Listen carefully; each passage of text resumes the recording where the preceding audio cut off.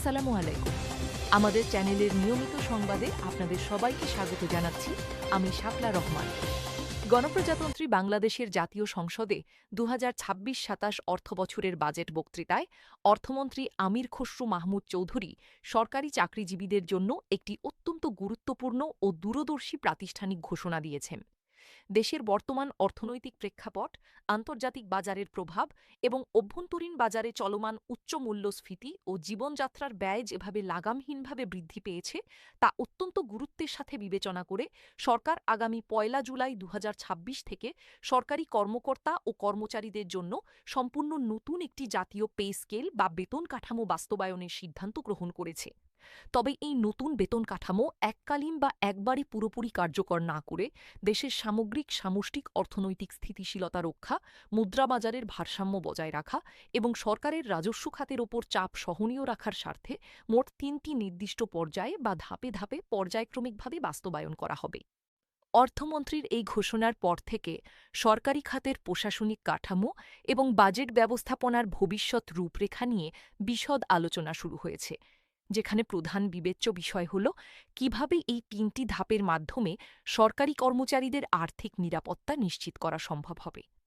যদি আমরা এই নতুন পে স্কেলের পটভূমি গভীরভাবে লক্ষ্য করি, তবে দেখা যাবে যে পূর্ববর্তী জাতীয় পে স্কেল ঘোষণার পর থেকে বর্তমান সময় পর্যন্ত দীর্ঘ ১ দশকে বাংলাদেশের অর্থনীতি এবং সাধারণ মানুষের জীবনযাত্রার ব্যয় সূচকে ব্যাপক ও অভূতপূর্ব পরিবর্তন এসেছে।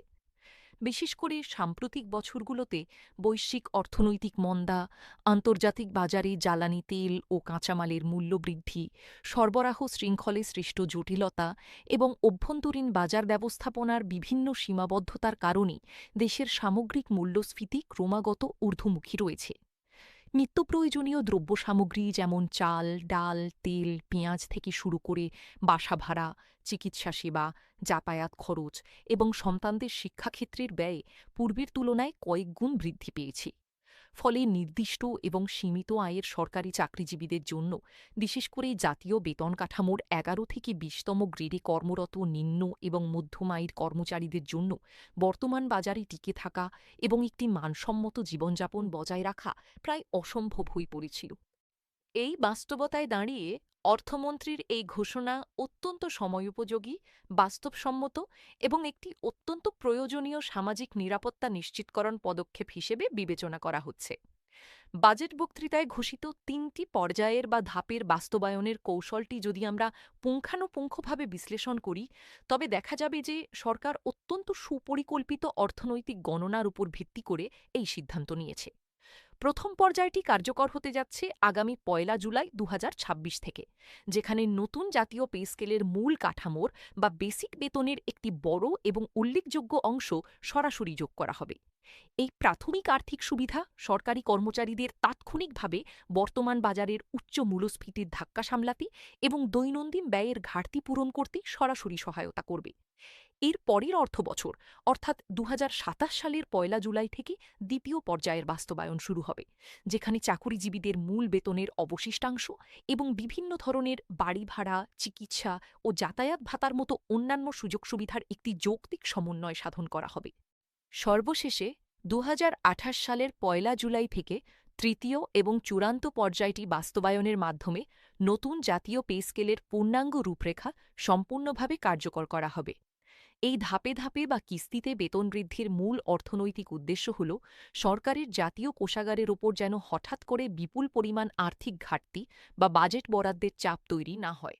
আবার একই সাথে সরকারি কর্মকর্তা কর্মচারীরাও যেন ধারাবাহিকভাবে প্রতি বছর তাদের প্রকৃত আয় বৃদ্ধির একটি দীর্ঘমেয়াদী এবং টেকসই নিশ্চয়তা লাভ করতে পারেন। অর্থমন্ত্রী আমির খসরু মাহমুদ চৌধুরী তার বাজেট বক্তৃতায় স্পষ্ট করেছেন যে নতুন পে স্কেলটি আগামী ১ জুলাই ২০২৬ থেকে ধাপে ধাপে ৩টি পর্যায়ে বাস্তবায়ন করা হবে।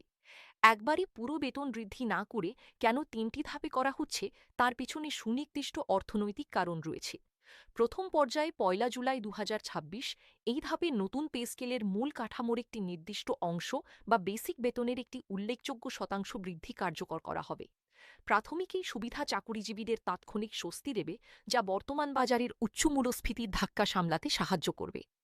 দ্বিতীয় পর্যায়ে ১ জুলাই ২০২৭ প্রথম ধাপের কার্যকারিতা এবং দেশের রাজস্ব আদায়ের গতি প্রকৃতি বিবেচনা করে দ্বিতীয় বছরে বেতনের পরবর্তী অংশ বা ভাতাগুলোর সমন্বয় করা হবে। তৃতীয় পর্যায়ে ১ জুলাই ২০২৮ চূড়ান্ত এই ধাপে নতুন পে স্কেলের পূর্ণাঙ্গ রূপরেখা সম্পূর্ণভাবে বাস্তবায়িত হবে। এর ফলে সরকারের ওপর এককালীন বড় ধরনের কোনো বাজেট ঘাটতির চাপ পড়বে না, আবার চাকুরিজীবীরাও ধারাবাহিকভাবে প্রতি বছর বেতন বৃদ্ধির একটি নিশ্চয়তা পাবেন। অর্থনীতিবিদ এবং আর্থিক খাতের বিশেষজ্ঞদের মতে, যে কোনো দেশের জাতীয় বাজেটে যখনই নতুন পে স্কেল বা বেতন কাঠামোর ঘোষণা আসে, তখন দেশের অর্থ সরবরাহ ও বাজার ব্যবস্থার উপর তার একটি প্রত্যক্ষ কাঠামোগত প্রভাব পড়ে। বেতন বৃদ্ধির ফলে বাজারে অর্থের তারল্য বা সরবরাহ বৃদ্ধি পাবে, যা মানুষের ক্রয় ক্ষমতা বাড়িয়ে অভ্যন্তরীণ চাহিদাকে চাঙ্গা করতে এবং অর্থনৈতিক কর্মকাণ্ডকে গতিশীল করতে ইতিবাচক ভূমিকা পালন করবে।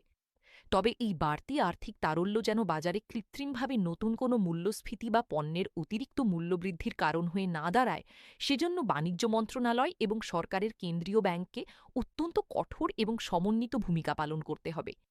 এই কারণেই ৩টি পৃথক ধাপে পে স্কেল বাস্তবায়নের সিদ্ধান্তটি অত্যন্ত কৌশলী, কারণ এর ফলে বাজারে হঠাৎ করে বিপুল পরিমাণ টাকা একসাথে প্রবেশ করতে পারবে না এবং দেশের সামগ্রিক মুদ্রাস্ফীতিও নিয়ন্ত্রণে রাখা অনেক বেশি সহজসাধ্য হবে। নতুন পে স্কেল বাস্তবায়নের ক্ষেত্রে আরেকটি বড় প্রাতিষ্ঠানিক চ্যালেঞ্জ হল বিভিন্ন গ্রেডের মধ্যে বিদ্যমান বেতন বৈষম্য দূর করা এবং একটি সুষম বণ্টন ব্যবস্থা নিশ্চিত করা। সচিবালয় থেকে শুরু করে মাঠ পর্যায়ের প্রশাসনিক কর্মচারী কিংবা প্রথম শ্রেণীর গ্যাজেটেড কর্মকর্তা থেকে শুরু করে শেষ ধাপের কর্মচারীদের বেতনের মধ্যকার ব্যবধান যেন একটি আন্তর্জাতিক মানদণ্ড ও যৌক্তিক পর্যায়ে থাকে, তা নিশ্চিত করা অত্যন্ত জরুরি। অর্থমন্ত্রীর বাজেট বক্তৃতা অনুযায়ী এবারের জাতীয় পে স্কেলের মূল লক্ষ্যই হচ্ছে নিম্ন ও মধ্যম আয়ের সরকারি কর্মচারীদের জীবনযাত্রার মান সুসংহত করা। অর্থ মন্ত্রণালয়ের সংশ্লিষ্ট বিভাগ যখন এই ঘোষণার প্রেক্ষিতে একটি পূর্ণাঙ্গ গ্যাজেট বা প্রজ্ঞাপন জারি করবে এবং সেখানে যখন গ্রেড ভিত্তিক চার্ট ও সুনির্দিষ্ট ভাতার পরিমাণ প্রকাশ করা হবে, তখনই এই বেতন কাঠামোর প্রকৃত কার্যকারিতা এবং বৈষম্য দূরীকরণের বিষয়টি সম্পূর্ণ স্পষ্ট হবে। একই সাথে দেশের প্রায় ১৫ লক্ষাধিক সরকারি কর্মকর্তা, কর্মচারী এবং পেনশনারদের জন্য এই নতুন পে স্কেল সফলভাবে বাস্তবায়ন করা সরকারের সামষ্টিক বাজেট ও রাজস্ব ব্যবস্থাপনার জন্য একটি বিশাল বড় আর্থিক দায়িত্ব। এর জন্য প্রয়োজন হবে জাতীয় রাজস্ব বোর্ডের পক্ষ থেকে অভ্যন্তরীণ উৎস থেকে বিপুল পরিমাণ অতিরিক্ত কর ও রাজস্ব আদায় নিশ্চিত করা। যদি কর আদায়ের লক্ষ্যমাত্রা সঠিকভাবে অর্জিত না হয়, তবে সরকারকে ব্যাংক ব্যবস্থার উপর বা অভ্যন্তরীণ ঋণের উপর অতিরিক্ত নির্ভরশীল হতে পারে। তাই অর্থমন্ত্রীকে একই সাথে দেশের করের আওতা সম্প্রসারণ, কর ফাঁকি রোধ এবং সরকারি অনুৎপাদনশীল খাতের ব্যয় সাশ্রয়ের উপর সর্বোচ্চ জোর দিতে হবে। এই ধাপে ধাপে ৩ বছরে পে স্কেল বাস্তবায়নের কৌশলটি মূলত সরকারকে তার রাজস্ব আয় ক্রমান্বয়ে গুছিয়ে নেওয়ার এবং বাজেটের সক্ষমতা বৃদ্ধির জন্য একটি পর্যাপ্ত সময় প্রদান করবে, যা দেশের সামগ্রিক অর্থনৈতিক স্বাস্থ্যের ভারসাম্য ও রাজকোষিক দীর্ঘমেয়াদী স্থিতিশীলতা রক্ষা করতে অত্যন্ত কার্যকরী ভূমিকা রাখবে। এই ছিল এখনকার মতো আমাদের সর্বশেষ সংবাদ। পরবর্তী সংবাদ দেখার আমন্ত্রণ জানিয়ে আপনাদের কাছ থেকে এখানেই বিদায় নিচ্ছি। এতক্ষণ আমাদের সাথে থাকার জন্য ধন্যবাদ। পরবর্তী সংবাদ নিয়ে আবার হাজির হব। দেশ বিদেশের সব খবর সবার আগে পেতে চোখ রাখুন আমাদের চ্যানেলে। সবাই ভালো থাকবেন, সুস্থ থাকবেন।